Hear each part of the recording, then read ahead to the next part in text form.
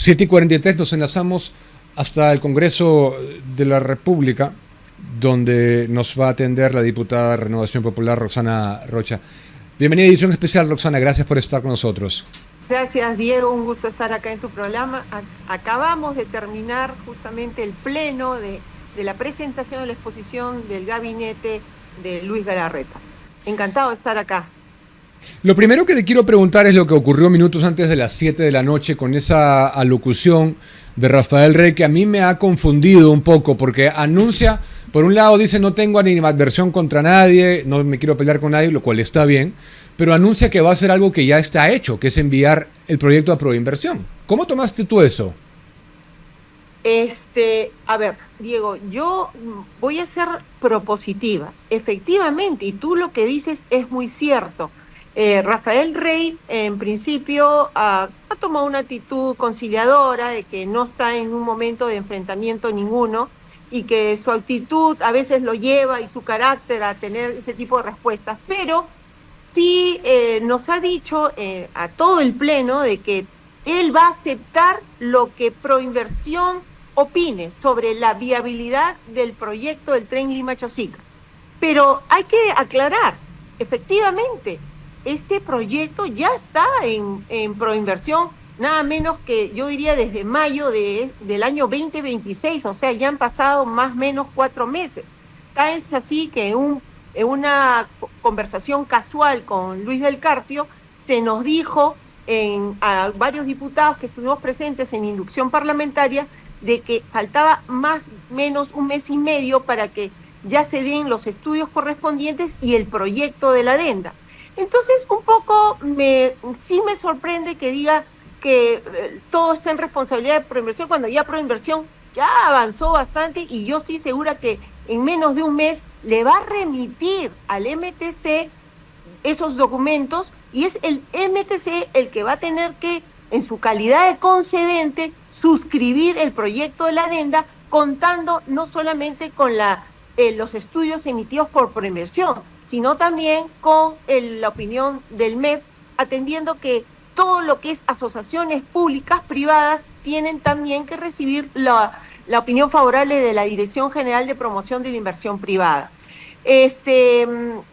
Quizás voy a ponerlo de buena fe, quizás el procedimiento, la metodología normativa todavía no la tiene muy clara el ministro, pero quiero decir que si existe voluntad política de hacer este proyecto realidad, bueno, en todo caso, tiene que fluir los trámites y cuando le llegue el proyecto de la adenda, el señor ministro tendrá que suscribirlo y aceptar lo que Proinversión haya ejecutado.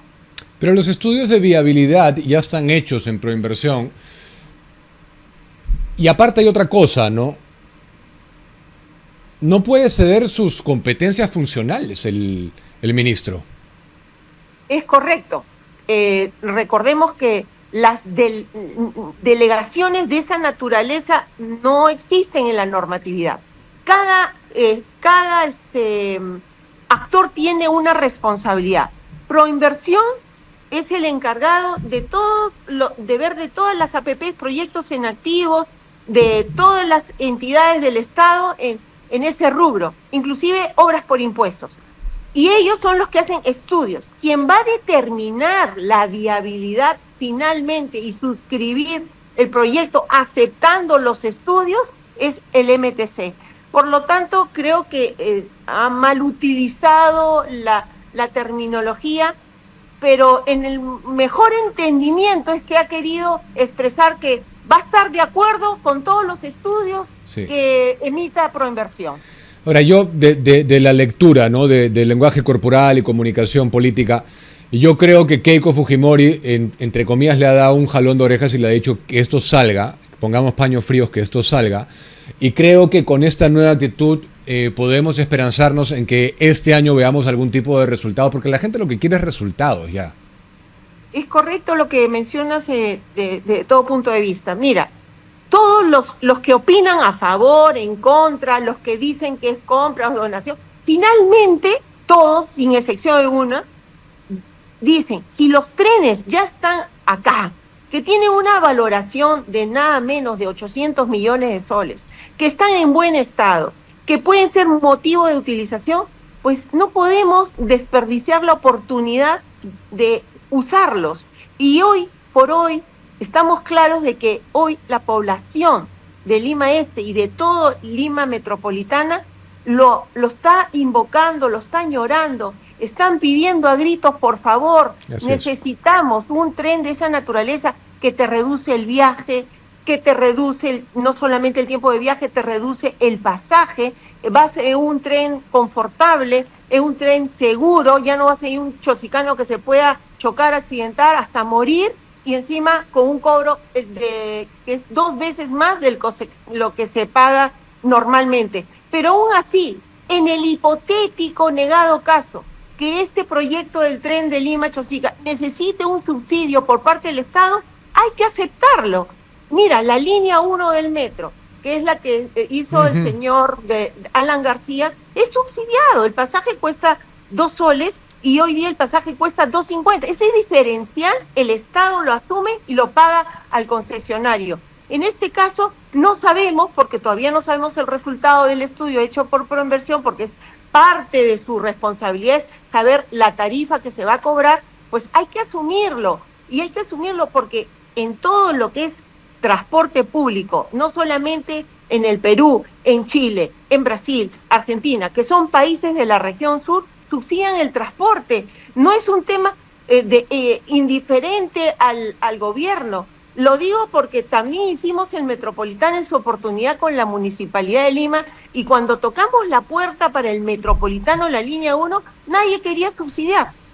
En ese caso, lo que hizo Castañeda dijo, bueno, ya me cansé de tocar las puertas, voy a pedir un préstamo al BID, al Banco Mundial, y pagar por hacer la infraestructura. Y concesionaré pues las 4 concesiones para que opere el nada menos que el Metropolitano en 37 kilómetros. Y así fue, y es autosostenible. Pero eso es realmente un lunar entre todo lo que es el transporte. En realidad, el transporte tiene que ser trabajado por el Estado. Efectivamente, y Lima es la única ciudad en el mundo que yo recuerdo, medianamente poblada, medianamente importada, en donde la ciudad no opera el transporte. Pero aparte, si hubiera que subsidiar, ese subsidio se paga solo porque lo que perdemos en horas hombre, en productividad como país por estos transportes, excede largamente lo que se gastaría. Es correcto, o sea, mira, pero quiero añadir un componente más. Hoy día, el gobierno, y cualquier gobierno que haya venido, se ha ahorrado el componente más caro, que es el material rodante.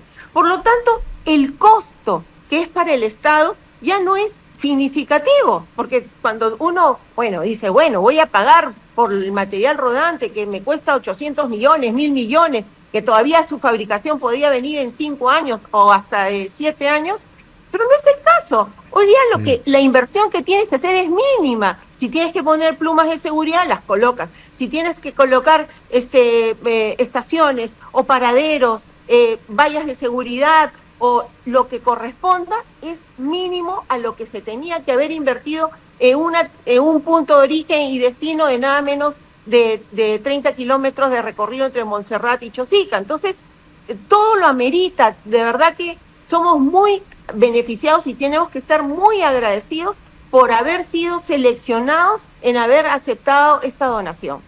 Así es, y esos trenes son, yo los conozco porque yo me he subido en ellos en California. Los he usado en California, en la época que yo vivía en California. Así que esperamos con mucha ilusión que este año podamos tener algo, ¿no?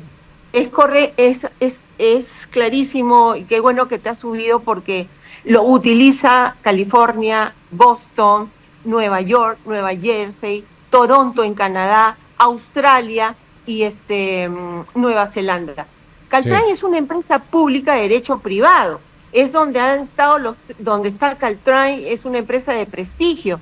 Silicon Valley es una comunidad trillonaria donde se movilizan estos trenes de lujo porque tú has subido, son alfombrados, con asientos confortables, de cuero, acero inoxidable en los baños, espacio para las bicicletas, doble nivel.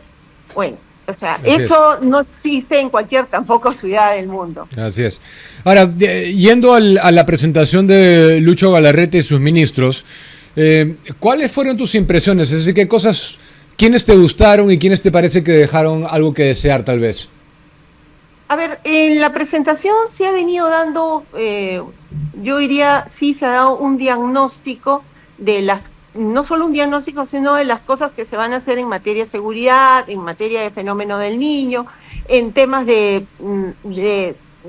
los niños, los jóvenes, y así, y un poco ha abordado el tema de la salud y un poco de la educación, pero no ha ido al detalle, o sea, ha sido muchas pinceladas y dos cosas que sí me ha gustado es que son dos políticas que estamos de acuerdo en Renovación Popular, es que es la expulsión de extranjeros ilegales. Creo que por ahí también se empieza el tema de la seguridad. Y de otro lado, el que se dé el gas natural de manera masiva en el sur. Eso también era un tema del punto de gobierno de Renovación Popular. Pero hay que decirlo, tú puedes combatir la inseguridad, pero también tiene que haber una reforma judicial, cosa que en esta oportunidad no se ha nombrado nada del tema de la reforma estructural en el tema Poder Judicial, Ministerio Público, porque en la seguridad tiene tres componentes: Policía Nacional, Fiscalía y Poder Judicial. Si los tres no operan en simultáneo, tú puedes estar fracasando, porque es lo que pasa. La policía acoge a toda la organización criminal, llega a la Fiscalía y en 2 días los deja sueltos. ¿De qué te sirvió tanto esfuerzos operativos, inteligencia, si no concluyes un delito de fragancia? Si es delito de fragancia, en 24 horas deberías hasta inclusive sentenciarlo, como lo hacen en otros países las unidades de fragancia. Pero también hay que señalar que en este caso no se ha dicho, y eso es lo que yo he preguntado, el cómo se va a hacer, quiénes son los responsables en su ejecución, cuánto costará su financiamiento y cómo, en qué plazo y cuál es el cronograma de esa ejecución.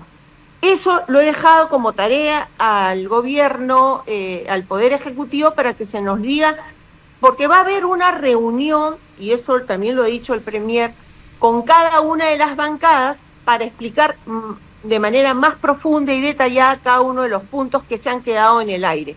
Y eso me gusta porque se va a abrir el abanico. Pronto han dicho que se van a presentar la delegación de facultades y va a haber una explicación detallada por bancada. Hay que señalar que recordemos que durante la gestión pasada ha habido un incremento del presupuesto del público del 2006 al 2006, del 2001 del 2021 al 2026 de nada menos en un 40%. Sin embargo, no ha habido recursos públicos óptimos, cero resultados, pero ¿a qué responde ese incremento y ese gasto si no es al 80% del gasto en planilla? Por lo tanto, hemos pedido que se haga una revisión y que se corte esa grasa innecesaria de gasto en asesorías, consultorías, viajes, en duplicidad de gastos, porque de ninguna te puedes haber prometido el oro y el moro, pero si no tienes los recursos, no vas a poder cumplir. Y por ello hemos pedido que de alguna manera se dé pues medidas de disciplina fiscal, de austeridad, para poder conocer qué acciones vas a tomar. No nos han hablado nada sobre la reducción del aparato estatal, o sea, nos han dicho por ahí, así muy rápidamente, reducción de ministerios, pero ¿qué ministerios? ¿Cuántos ministerios? ¿Cuánto compromete la reducción del gasto operativo? Pero hay que decirlo, en esta reducción del Estado tiene que primar, en esta reducción de reforma de la gestión pública, la meritocracia. Si no, de nada te puede haber servido hacer todo lo que quieras si sigues con los mismos funcionarios que están empernados en los puestos y que llevan una carga fiscal atrás en una mochila y que siguen rotando en los puestos en los mismos ministerios. Eso creo que no debe pasar.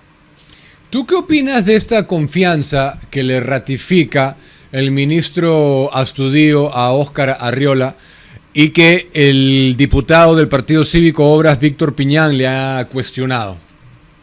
Bueno, nosotros como Renovación Popular, algunos de los miembros de mi bancada que son ya de las Fuerzas Armadas han cuestionado que se ha ratificado la confianza por dos motivos. Porque en los últimos años no hemos visto al señor Arriola que haya dado grandes resultados.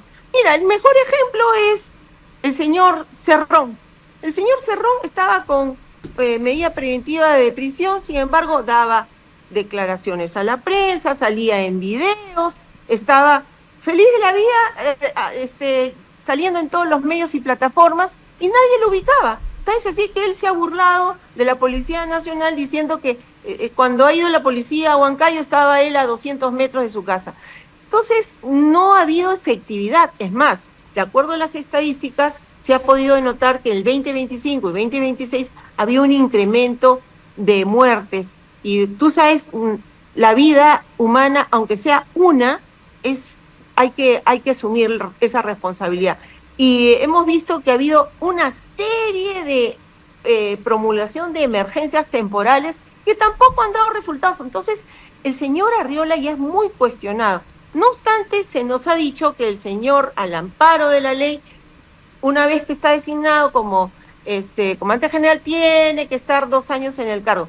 Pero también no son indefinidos, porque si tú encuentras causales para separarlo del cargo, faltas graves, falta de, yo diría, de productividad.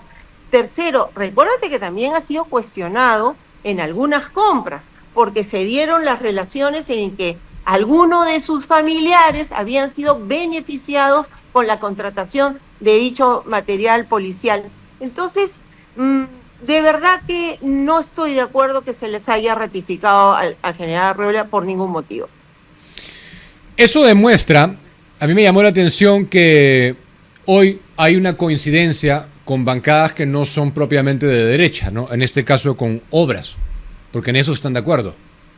Así es, con Obras, también con algunos partidos de izquierda, como Ahora Nación, que han cuestionado la ratificación y la confianza del señor Arriola. Y lo han dicho en todas sus formas y en todas sus medidas, pero vamos a darle la fe de la duda. Entiendo que son casi 20 días de gobierno. Esperemos que el general Astudillo, que como ministro de la cartera, pueda tomar acciones y buscar mejores estrategias y esperamos resultados. No podríamos decir si ha dado en estos días, ha sido un éxito o un fracaso. A los 100 días diremos cuáles han sido los resultados en materia de seguridad. Pero sí han sido muy enfáticos que van a adquirir una serie de elementos policiales en temas y van a invertir en inteligencia artificial, en todo lo que es armamento, en todo el tema de los uniformes y por supuesto en drones, vehículos. Bueno, está muy bien, pero si no se tiene realmente una política consistente con un personal debidamente capacitado y se cambia la estrategia de no seguir con el tema de las emergencias, porque se está haciendo un poquito más de lo mismo. Se ha sacado a las Fuerzas Armadas adentro de las cárceles, se ha acercado a las Fuerzas Armadas para ir a los paraderos y terminales del transporte público, pero estamos a puertas al 25 de agosto que el transporte público le ha dicho al gobierno: seguimos con las muertes, seguimos con las extorsiones, seguimos con el sicariato y vamos a hacer un paro. Yo sé que en estos días va a hablar nada menos que el ministro de Transportes con este sector de transportistas urbanos, pero yo quiero decirte, todavía no me siento que hayan llenado mis expectativas en la lucha contra la inseguridad. Bueno, ese es uno de los 2 puntos del pedido de facultades, ¿no? Hoy, otro de los puntos saltantes es que el gobierno reitera que va a solicitar al Congreso la delegación de facultades en 2 materias claves, ¿no? Lucha contra la criminalidad y reforma del sistema tributario también. De lo que tú puedes ver, ¿tú crees que obtenga la mayoría de la confianza parlamentaria? A ver, he podido prever, a excepción de Juntos por el Perú, que por lo menos quieren revisar esa delegación de facultades y, por supuesto, y los dos temas que tú has mencionado, fenómeno del niño y lucha con seguridad, estarían dispuestos a apoyarlo. A Juntos por el Perú, ya lo dijo, nosotros no vamos a apoyar esta. Necesitas 66 votos, los cuales podrías tener, sí los podrías obtener en la medida que se centren a estos dos puntos de emergencia. Sin embargo, ya abordar otros temas como el tributario, el financiero, el minero, el ambiental, el laboral, lo veo un poquito más complicado porque de alguna manera no están muy seguros de aprobarlo. Yo creo que si no le delegan en esas dos materias, con lo que ya estamos viendo la llegada del fenómeno del niño ya y la criminalidad, yo creo que ahí se les va a ir encima todo el país realmente. Es correcto. Y en ese extremo vamos a tener que trabajar para que darle pues un voto de confianza al gobierno y aprobar en estos dos temas por lo menos para que pueda avanzar. Ya da un decreto de urgencia para el fenómeno del niño por un poco más o menos de 180 millones, pero eso no es suficiente. Estamos claros de que el fenómeno del niño no solo se trata de descolmatación de ríos, ver cauces de los mismos, huaicos, y bueno, también estamos sufriendo una serie de sismos y a casi a puertas de un terremoto 7.2 en Coracora, en Ayacucho. Entonces, todo se está sumando y la verdad que cualquier monto va a ser corto, pero sí es necesario que se tomen medidas efectivas, claras para prevenir, aunque ya estamos tarde para la palabra prevención, ya es que tenemos que actuar sobre lo que ya se nos está viniendo, ¿no? El Premier no ha dejado en claro cuál es la fecha en que van a solicitar las facultades, ¿no? No ha dicho la fecha, ha dicho que ya se han demorado porque han estado estudiando muy detalladamente, específicamente cada uno de los temas y que en su momento era difícil conseguir a los funcionarios, a los viceministros, que a veces la gente de la actividad privada no se quiere comprometer a ir al sector público porque si son empresarios no quieren dejar sus empresas y si conoces a gente privada no tiene la experiencia ni el perfil del manual del cargo. Y eso en parte es verdad porque en el cargo te dice 4 años de experiencia en el sector público y terminas también justamente designando casi a las mismas personas que han participado en las gestiones anteriores.